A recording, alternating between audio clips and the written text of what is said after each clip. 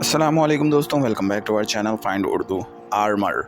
Armour का मतलब है कोई धाती या मेटल का जिस्म पर पहने जाने वाला हिफाजती लेयर जो जंगों में अपने आप को बचाने के लिए पहना जाता था। पुराने ज़माने में सोल्जर्स और नाइट्स आर्मर पहनते थे ताकि तलवारों और तीरों से बच सकें। आजकल ये लफ्ज़ फिगरेटिवली भी यूज़ होता है जब हम किसी शख्स के इमोशनल या मेंटल डिफेंस के लिए बोलते हैं। जैसे पुराने ज़माने के सोल्जर्स अपनी जान बचाने के लिए लोहे का आर्मर पहनते थे। The knight wore a heavy suit of armour to protect himself in battle. Knight ने जंग में अपनी हिफाजत के लिए एक भारी आर्मर पहना था।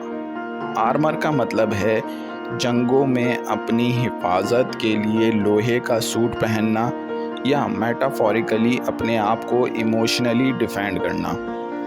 तो दोस्तों, ये था आर्मर लफ्ज़ का मतलब। उम्मीद है अब आपको समझ में आ गया होगा।